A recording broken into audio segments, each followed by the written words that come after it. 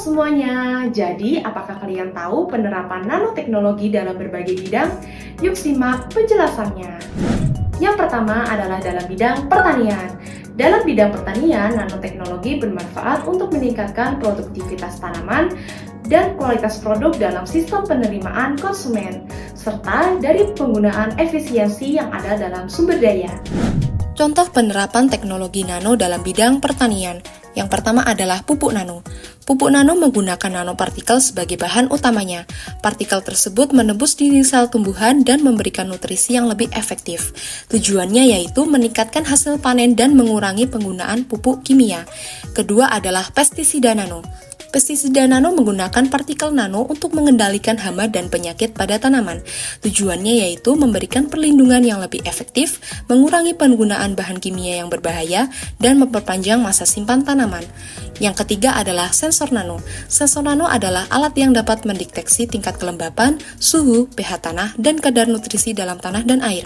Tujuannya yaitu membantu petani memantau kondisi tanah dan udara, serta meningkatkan hasil panen. Keempat adalah benih nano. Benih nano adalah benih yang diperkaya dengan nanopartikel nutrisi, pupuk, dan pestisida. Tujuannya yaitu meningkatkan pertumbuhan tanaman serta mengurangi penggunaan pupuk dan pestisida kimia.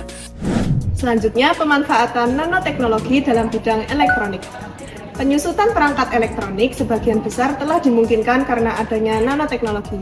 Nah, tujuan utama dari penerapan nanoteknologi di bidang elektronik adalah peningkatan tenaga, kapasitas, dan kecepatan alat dari yang ada pada saat ini. Selanjutnya, contoh penerapan nanoteknologi pada bidang elektronik. Yang pertama, penggunaan tabung nanokarbon sebagai transistor pada prosesor komputer. Dengan menciptakan transistor pada skala nano, para ilmuwan dapat menjadikannya lebih kecil, lebih cepat, dan lebih hemat energi.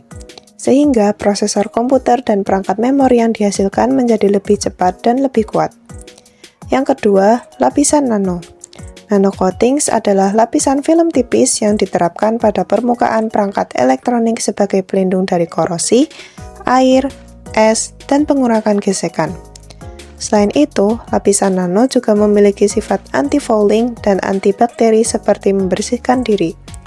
Lapisan nano meningkatkan ketahanan panas dan radiasi serta membantu mengelola panas. Nanoteknologi dalam bidang industri dapat digunakan untuk meningkatkan efisiensi produksi, mengembangkan material yang lebih kuat dan lebih ringan, serta menciptakan perangkat elektronik yang lebih canggih.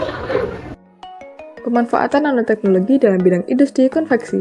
Yang pertama, pelapis nanosilikon pada serat polyester untuk ketahanan air. Yang kedua, penggunaan nanofiber pada pakaian untuk ketahanan air dan kotor. Yang ketiga, kombinasi silver nanopartikel dan titanium dioksida pada serat pakaian untuk sifat anti bau dan antibakteri.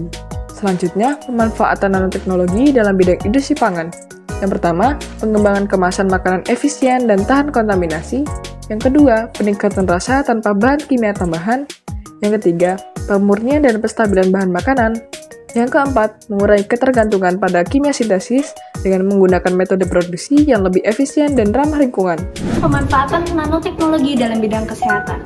Nanoteknologi memungkinkan pengembangan sistem pengiriman obat yang dapat mengantarkan zat aktif secara tepat terhadap organ atau sel yang membutuhkan. Nanoteknologi juga dapat mengurangi efek samping dari pengantaran obat tersebut, dan juga nanoteknologi juga dapat meningkatkan efektivitas dari pengobatan.